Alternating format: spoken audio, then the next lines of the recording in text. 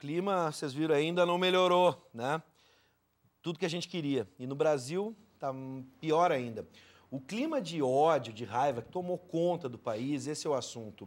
Aqui no Rio Grande do Sul, para a gente ter uma ideia, a gente vai passar alguns exemplos. A caravana de Lula, do ex-presidente Luiz Inácio Lula da Silva, foi recebida por militantes e criticada por quem defende a prisão do ex-presidente. No Paraná, tiros foram disparados contra o ônibus. Na outra ponta, páginas do Facebook de apoio a Jair Bolsonaro desapareceram. Em meio a isso, o ministro Edson Fachin afirmou ter sido ameaçado.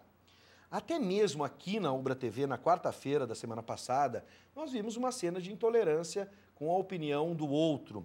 E está disponível o debate no YouTube, se você quiser acompanhar o debate sobre os cursos sobre o golpe de 2016. Enfim, né, o chamado golpe.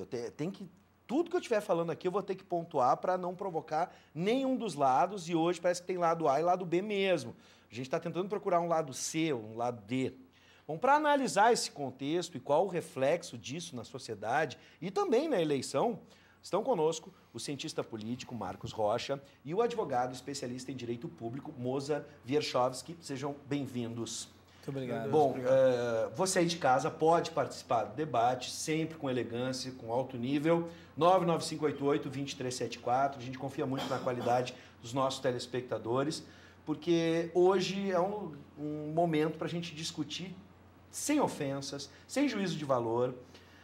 Eu saí muito impressionado na quarta-feira, porque eram dois cientistas que estavam aqui. Enfim, vamos começar a analisar cada caso, tá? O ministro Luiz Roberto Barroso, do STF, mandou soltar os 10 presos da Operação Scala, entre eles 2 amigos do presidente Michel Temer, o advogado José Yunes e o coronel João Batista Lima Filho.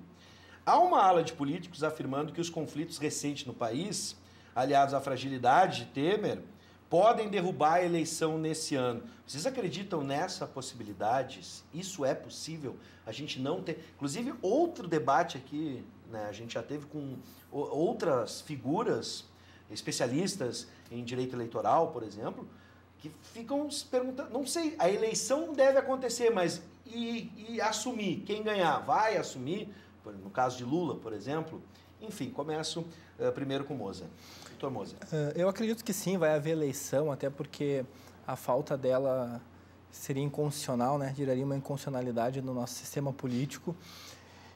E seria um segundo passo a análise de a pessoa que sair vitoriosa desse debate eleitoral, se vai assumir ou não Esse o posto, é um risco que a gente corre? Por exemplo, de ocorrer a eleição com todos os candidatos possíveis e chegar em um determinado momento, no caso, por exemplo, de Lula, dele não poder assumir eleito? Eu acredito que o caso do Lula vai ser resolvido antes, né? Sim. Inclusive com o julgamento aí que se aproxima do habeas corpus, tá? Mas eu acredito sim em muitas manifestações espalhadas pelo país, independente de quem for o eleito, tá? Um alto índice de rejeição. Isso sim eu acredito.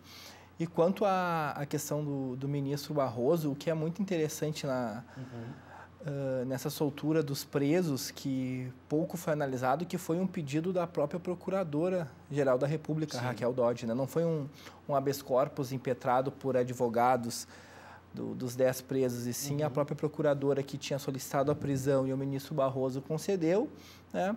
Após realizar a investigação necessária, fazer a busca e a apreensão, solicitou o relaxamento da prisão e o ministro Barroso também acabou concedendo. Algo de estranho nesse movimento? Eu acredito que não, porque realmente era uma prisão preventiva. Né? Segundo a procuradora, a Raquel Dodge, foi feito tudo o que era necessário, a investigação transcorreu da forma correta, da forma como deveria ocorrer, então não haveria mais a necessidade de mantê-los, né? O grande problema é que a Operação Scala é sobre um decreto, né, em relação aos portos. Então, o decreto do presidente Temer, e 2 das pessoas que foram soltas são amigos pessoais do presidente. Daí isso que começa a gerar aquela sensação, né, na gente, daqui a pouco, de uma impunidade, de um equívoco jurídico, né, de uma grande influência política nos nossos tribunais. Tecnicamente, o senhor avalia que não há nada de estranho. Não, tecnicamente agora, não. Tecnicamente. Agora eu passo para o outro lado. Politicamente, saindo do jurídico agora na esfera política. Todos esses movimentos que a gente está vendo. Agora, especificamente falando do presidente Michel Temer, se cogita eleição, não se cogita, troca de ministros, a gente já sabe que Meirelles deve sair, vai sair do ministério para se candidatar. Como é que o senhor avalia esses primeiros movimentos e mais recentes agora? Bom, eu tenho o acordo de que é muito improvável que não tenha eleições, né, com o professor Moser. Porém, a gente não pode descartar o fato de que tem atores que talvez estejam dispostos a fazer o possível para que não tenha eleição ou forçar um cenário que lhe favoreça, né? Se a gente olha a questão o comportamento do Eduardo Cunha, por exemplo, foi um cara que, para não cair, caiu arrastando as instituições junto praticamente, né? Tentou barganhar, em algum momento, apoio do PT para se salvar. Quando não conseguiu isso, colocou o impeachment em pauta. Então, acho que nós temos atores dispostos a tentar barganhar apoio para se salvar, em troca de dizendo, olha, se vocês não nos apoiarem, nós vamos complicar. Né? Não é à toa que saiu uma nota na imprensa do jornalista Ricardo Noblat dizendo de um ministro, uma fonte anônima, que teria dito que não teria como ter eleições esse ano no Brasil. Mas isso são notas que os políticos colocam na imprensa com algum objetivo, né? Para criar algum fato de acirramento político que possa lhes beneficiar. Então, eu acho que são movimentos que são calculados, entendeu? Mas que talvez sejam blefs. Porque, felizmente, ainda se tem controles no Brasil sobre a atividade dos outros poderes, né? Com o judiciário, acho que mesmo um controle que não seria exatamente o controle oficial da atividade política, que é o militar, não vejo, mas que é sempre lembrado, um movimento de apoiar que não haja eleições. E acho que o judiciário também não vai fazer isso. Bom, vamos para a tela, o pessoal, como eu já esperava, esse é um assunto... Por exemplo, como eu disse, na quarta-feira, discutindo, né, os cursos do chamado, golpe ou não, em cada um do seu ponto de vista, a gente teve recordes de participações, recordes na live. Todo mundo, isso eu acho positivo, as pessoas se interessam hoje por política, enfim, me parece, tá? E a gente já teve essa discussão se tudo que estava acontecendo no Brasil estava chamando a atenção das pessoas para a esfera política e até mesmo para a esfera do judiciário. Agora a gente tem uma participação e já estão chegando, você pode mandar 99588-2374, apenas mensagem de texto, como fez o Ismael D'Agostini de Viamão. Boa tarde, Ismael, seja bem-vindo. Essa intolerância do ser humano chegou num patamar quase de demência devido à falta de capacidade dos órgãos competentes de tomarem atitudes mais rigorosas pelo descaso com a população já cansada de sofrer, né? Então, parece que a gente chegou no limite. Eu vou dar o Ismael dá o gancho para eu trazer algumas situações. Por exemplo, a gente viu aí o acirramento político, diariamente a gente vê cenas, vídeos sendo compartilhados em manifestações pró e contra. Na semana passada, o ônibus da caravana do ex-presidente Lula foi alvo de tiros no Paraná. Em entrevista à Globo News, o ministro Fachin revelou que vem sofrendo ameaças, pressões. A gente não pode esquecer do assassinato da vereadora Marielle. Enfim, parece que... Como é que a gente chegou nesse ponto, na visão de cada um, se realmente o descaso de algumas instituições, ou do tido governo, vamos falar assim, o governo, porque a gente sabe que tem a esfera municipal, a esfera estadual e a esfera federal. E às vezes a gente não separa, o governo não faz. Como é que a gente chega nesse ponto e se tem saída? Porque a tendência durante a campanha eleitoral é que as coisas fiquem mais acirradas ainda. Por favor, vou começar com o Marcos agora e depois passo para o Dr. Moser. Eu acho que, em primeiro lugar, a gente tem uma dificuldade muito grande de punir o mau comportamento do político, do ator político, né? Tem duas formas de punir um sujeito que ocupa um cargo público eletivo, tá? Pode ser pelo judiciário, por controladoria, pelo que for, mas pode ser pelo voto também, né? E o fato, isso que tu falou, que tem vários governos, muito difícil saber, a gente aqui, mesmo quem estudou, talvez tenha dificuldade de saber exatamente o que é competência municipal, estadual e federal em algum momento, e o fato de ter uma lista aberta, com possibilidade dos candidatos se coligarem, inclusive nas eleições proporcionais, dificulta a gente saber quem a gente elegeu, né? Então, assim, fica difícil, aparentemente, os políticos não têm medo de serem sancionados nas urnas. Muito difícil. Né? Para colaborar, a gente tem a chapa Dilma Temer, que se fragmentou de tal forma a polarizar o que a gente vê hoje, mas em um determinado momento foi uma chapa. Pode continuar. Então, eu acho que esse comportamento, essa dificuldade de visualizar uma punição pelos eleitores e também dos órgãos de controle Porque é uma novidade a gente ter políticos sendo perseguido pelo Judiciário e investigado pela Polícia Federal e Ministério Público. Isso dá um certo conforto para que os atores se comportem de forma mais livre, por exemplo, recorrendo a uma retórica mais intransigente, com comportamentos que seriam questionáveis. E esses caras mandam uma mensagem. Vou interromper para pegar um aspecto para o senhor mesmo analisar. Acabou de dizer algo que me chamou a atenção. A dificuldade em se punir. Seriam duas formas para a gente punir políticos corruptos. Via voto ou via o judiciário, por exemplo. Na incapacidade que temos reelegendo pessoas que já foram condenadas ou que têm diversos processos, que, por exemplo, lembra aqui de Paulo Maluf, que demorou tanto tempo para ser condenado, a gente acaba apelando ou está dando superpoderes ao judiciário. Me parece, pelo menos a impressão que eu tenho, que o judiciário ganhou um holofote, ganhou, né, uma representação muito grande junto à população, quase como super-heróis, como a gente viu no caso de Joaquim Barbosa. E isso é um efeito dessa nossa incapacidade dos votos, de resolver pelo voto, por exemplo, achando que o judiciário vai resolver tudo. Eu acho que sim. Eu acho que o judiciário ganhou esse poder em 88, num contexto ali de democratização. Se deu muitas prerrogativas para o judiciário e para o Ministério Público também. E eles vêm, desde então, aprendendo a lidar com os limites de poder que a Constituição deu para eles, testando até onde pode ir, com aumento de benefícios financeiros e até onde pode ir no exercício da interpretação constitucional e no que pode fazer, entendeu? E onde tem um vácuo de poder, alguém ocupa. Não existe vácuo de poder. Então, na falta de uma punição sistemática, de uma limpeza sistemática da política aos olhos da população, certo ou errado, o judiciário certamente ocupou esse espaço. Sim. Agora vou para alguém que está ligado, de certa forma, à ideia de poder através do judiciário. Doutor, o que o senhor acompanha? O judiciário realmente ele se tornou mediatizado, como a gente, ou pelo menos alguns ministros do STF têm se comportado dessa forma, estão agindo politicamente e não tecnicamente, voltando umas casinhas do que a gente estava falando antes? Com certeza, né? Hoje nós temos um holofote muito grande no Poder Judiciário e isso faz com que tu também consiga fazer com que o integrante, né, o magistrado, obtenha seus interesses pessoais com determinados julgamentos, o que é extremamente equivocado. Né? Eu, particularmente, eu respeito muito o Poder Judiciário, já tive experiências, já trabalhei junto, né, ao Poder Judiciário, né, dentro do Poder Judiciário. Sim. E desde o primeiro grau, os tribunais, aos tribunais superiores. Mas hoje sim, né, e acho que acaba sendo a última esperança da população.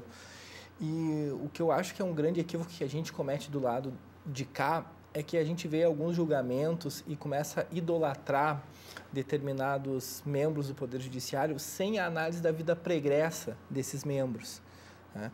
Então, eu acredito que, por exemplo, Joaquim Barbosa, quando teve aquela questão do mensalão, que todo mundo começou a solicitar ele para ser presidente da República. Né? E essa informação, desculpa lhe interromper, ganhou força hoje. Sim.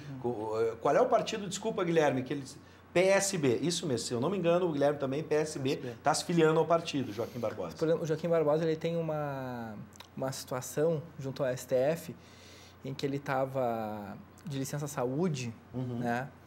E foi visto viajando e bebendo cerveja em bar com amigos. Claro que é discutível qualquer motivo da licença saúde, sim, né? Se é conflitante com essa conduta, mas eu acredito que, de uma forma geral, por ele ser um ministro do nosso Supremo Tribunal Federal, ele teria que ter um cuidado maior. É diferente de um servidor público ou até de um próprio funcionário da iniciativa privada em que está com uma licença saúde e vai ali no bar com seu amigo e é fotografado. É uma pequena corrupção, se a gente for falar, não importa o grau, enfim.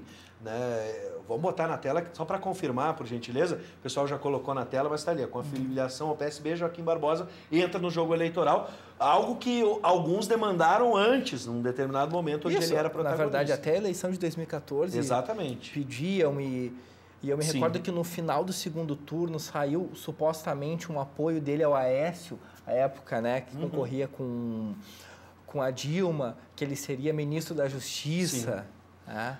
O Edemar de Esteio, seja bem-vindo, Edemar. O povo brasileiro não sabe votar, irão eleger novamente a mesma gangue que está lá dentro em troca de uma cesta básica. E aí eu vou pegar o gancho do Edemar, porque, mais uma vez, Edemar, não é contigo a bronca, tá, Edemar? Eu acho que todo mundo, eu tô no mesmo barco que tu. A gente tem visto isso com o judiciário, os nossos super-heróis podem ser quem vão nos salvar, em um determinado momento se pense assim. E o brasileiro também fala, os políticos, a gangue. Né? Generalizando, e eu imagino que tenha gente séria em Brasília, quero acreditar e vou morrer acreditando que tem gente séria em Brasília, e aí a gente esquece até mesmo de uma autoavaliação. Né? Essas pequenas corrupções, seja na iniciativa privada, o enganar o seu chefe com um atestado, o fura-fila, isso tem se refletido, dizem que os governantes são reflexo da sua população. Para a gente chegar a pacificar esse país, chegar a um acordo, vocês acreditam num pacto entre todos os brasileiros, né, no seu dia a dia, vamos combater a corrupção diariamente, a minha, a sua, a nossa corrupção, e vamos tentar sentar. Vocês acreditam que é possível um acordão, um acordão no bom sentido, um pacto entre direita e esquerda hoje, ou não há mais diálogo? A coisa degringolou de certa forma. Eu estou falando lá na esfera, lá em cima, né, entre os manifestantes, entre apoiadores, a coisa é diferente. Mas entre os poderes, é possível hoje, Marcos? Bom, primeiro, eu sou um pouco cético quanto a gente botar a corrupção num contínuo que vai de furar fila, que eu detesto, briguei com a guria num bar aí, sexta-feira passada. Somos dois. E a grande corrupção, né? Eu acho que não necessariamente a pessoa que comete uma coisa dessas vai ser a mesma que eventualmente vai praticar uma versação de altos valores, né? Mas eu acho que sim é reflexo da sociedade como um todo, inclusive de como se estrutura a política, o sistema político e como se estrutura o mercado, por exemplo. Com mercados altamente concentrados na mão de poucos e um sistema político altamente concentrado, uma hora esses poucos atores vão se achar para barganhar. Diferentemente quando tem um mercado bastante diversificado, com muitas empresas, e um sistema político também bastante diversificado. Essa diversidade, eu acredito que favorece o controle social, sim, inclusive das empresas que estão fora daquele esquema, né? Vão ter interesse em denunciar e os outros vão ter medo de se expor. Mas eu acho que pacto, dificilmente ele vai ocorrer por boa vontade de alguém. Ninguém abre mão de uma influência que tem. O pacto ele vai se impor à medida que, por exemplo, o Congresso for menos orientado para um lado só, por exemplo, entendeu? À medida que tu tiver mais atores participando da política, mais pessoas participando da política, a própria divisão e participação popular vai impor um tipo de pacto. Sim. Porque vai se tornar muito difícil que um só ator ou um grupo de atores ali em torno do PMDB ou algo do gênero possa ter um comportamento dominante. É uma boa alternativa. A gente tem uma pluralidade maior. A pluralidade, eu acho que conduz a consenso, sim, inclusive pela incapacidade dos atores de mandarem sozinhos. Né? É um bom reflexo. E até porque essa pluralidade não se manifesta, por exemplo, nas ruas. A gente vê ou o lado A ou o lado B. Não tem nem alguém que propõe uma outra visão, um C ou um D na história. Dr. Moza, por favor. Eu acho que aí que está o grande equívoco, né? Eu costumo falar, quando teve aquelas manifestações, Lula na cadeia, não, eleição sem Lula não é golpe, tá? Mas quantos daqueles manifestantes leram o processo? Quantos analisaram? E eu não vi uma manifestação sobre justiça. Olha, o que eu quero? Eu quero que ele seja julgado como um cidadão comum, como qualquer um. Se ele cometeu aqueles atos em que ele está sendo acusado, que ele seja preso, e se ele não cometeu, que ele seja absolvido, que ele seja inocentado. Então, eu acredito que para ocorrer um pacto, inicialmente tem que mudar a ideologia da população, né? Que hoje compra uma ideia sem ter o conhecimento, né? E acaba defendendo e fazendo manifestações, eu acho que muito influenciado pela mídia, né? E sem analisar realmente que aquilo ali é um processo judicial. Eu me recordo que eu estava vendo numa das redes sociais, acho que era no Facebook, que colocaram em xeque o julgamento do TRF-4. E, particularmente, eu conheço a história dos 4 julgadores, né? Então, são magistrados com uma carreira sólida, né? Que batalharam muito para chegar onde chegaram. E daí tu dizer que teve uma corrupção ali só porque a minha ideologia não foi a que prevaleceu, ou tu dizer que não tem prova, sendo que o relator ficou lendo por 2 horas, né, o voto dizendo as provas, e Sim. aqui eu não estou dizendo que eu sou nem a favor nem contra o ex-presidente Lula, mas sim eu sou a favor de um julgamento, né, de acordo com o que está previsto Nesse nas caso, leis.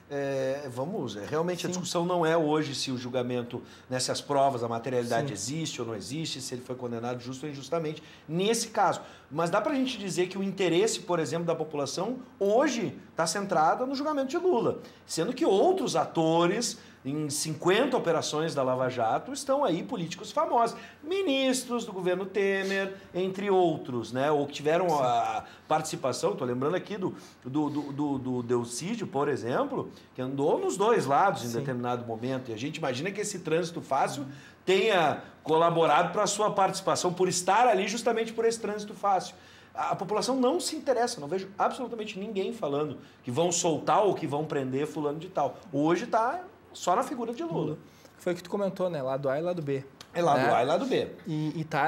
Hoje está polarizado assim. Sim. E o que importa realmente é o julgamento dele. Bom, vamos para mais uma participação. Lucas Pinheiro, de Gravataí. Não seria uma boa se todos os políticos com causas na justiça pendente de corrupção ficassem inelegíveis? Até o caso é a lei ficha limpa, né? Mas ela tem as suas regras. Sim. E é bom a gente lembrar. Que é um pouco diferente. Né? Por favor, pode explicar, professor? Não, rapidamente. Para não poder se eleger, teria que ter uma condenação em segundo grau. Segundo grau. Né? Seria a questão... É o colegiado, né? O colegiado. Tem uma decisão para o colegiado. Mas ainda existiria a possibilidade do STF tornar elegível Sim. este político. Porque daí vai se discutir lá na Constituição, né, se todos os recursos foram ou não esgotados. Nesse momento que a gente vive, Marcos, é possível imaginar algum ator, algum personagem na política brasileira que possa convergir as ideias e as intenções hoje? Tu apontaria algum deles? Ou que pelo menos se predispõe a fazer isso? Não sei se vai conseguir. Eu acho que essa é a pergunta de $1 milhão, né? Quem descobrir isso, quem vai e como agregar essas... Acho que hoje tem as pesquisas indicam, por exemplo, uma preocupação muito grande com segurança, né? Em qualquer grande cidade do Brasil. E não é à toa que o Joaquim Barbosa, que é um cara associado com a justiça, mais linha dura, é visto como um candidato viável. Não é à toa que o Alckmin tem uma retórica, um cara que pode falar de segurança, é um candidato que mesmo com pouca intenção de voto, as pessoas acreditam que ele vai decolar, porque ele pode falar com segurança e roubar os votos do Bolsonaro com alguma tranquilidade, assim, que a questão é descobrir o que está na cabeça da população. Vai estar dividido entre PT e PSDB, por exemplo? Tu imagina? Eu acho bem provável se o Lula se candidatar. Eu acho que se o Lula for até o final...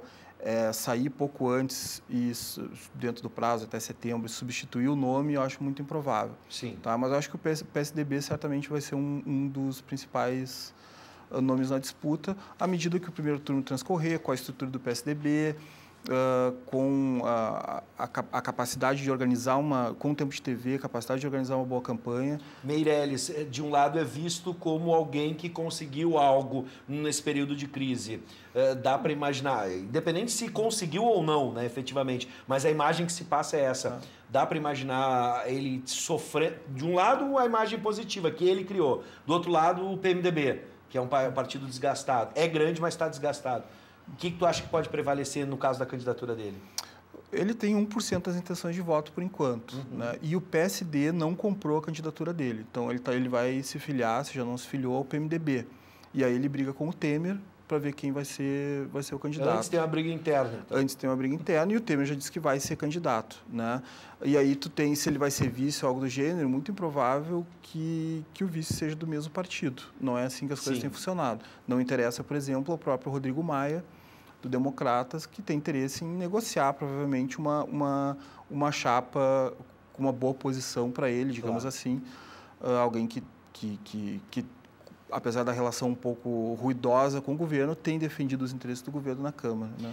Bom, e para fechar, sobre o xadrez eleitoral, dá para a gente imaginar, sobre o habeas corpus que vai ser julgado, o Supremo terá, no cenário de divisão similar que a gente enfrenta no Brasil, a gente sabe que em determinados momentos o STF acaba se dividindo, as votações apertadas. Dá para imaginar a mesma coisa? Eu acredito que sim. Acho que vai ser uma votação apertada, sim. E acho que o nosso cenário eleitoral de 2018 passa por pelos julgamentos do STF em relação ao caso que a gente comentou do Lula. Bom, então já é um sintoma daquilo que a gente estava dizendo antes, né? Antes de começar a corrida eleitoral, a gente vai passar pelo judiciário para assim começar a corrida política. Bom, doutor Marcos, doutora Mozart, sejam sempre bem-vindos. E hoje a gente teve mais análise do que debate, mas sempre quando duas figuras estão aqui, cada uma tem o seu posicionamento e a gente quer esse debate da mesma forma, em alto nível, como foi aqui dentro, nas ruas também. Tá? Sejam sempre bem-vindos. Deixa eu fechar com uma participação. Bota no plasma aí pra gente. Hélio Busato, de Porto Alegre. Um abraço, Hélio. Olá, tá na hora do povo acordar. Não venda seu voto por nada no momento em que o eleitor aceita esse tipo de coisa, se corrompe. Tem político honesto, mas a maior parte de corrupções, sim, e já estão querendo livrar a cara de um. Né? Eu acho que vão por aí. Não só vender o voto, eu não digo até nem vender o voto, mas não simplificar o voto. Não chegar e decidir na frente da urna, ou quem é agora? Começa a pensar agora, para quando chegar tá bem decidido. Acho que isso é fundamental, não sei se concordam comigo. Acho que analisar também a vida pregressa, né? Também. Essa memória curta, às vezes, do brasileiro, de eleger políticos que já a gente estuda para estão tanta envolvidos coisa, em corrupção, né? Até vai comprar um carro, o cara vai lá e pega a revista e vai estudar. Faça a mesma coisa para o seu voto, é bem mais útil. Vale a pena. Exatamente. Sejam sempre bem-vindos mais uma vez e obrigado. Agradeço a oportunidade. Muito obrigado por aceitar o nosso convite. Boa tarde.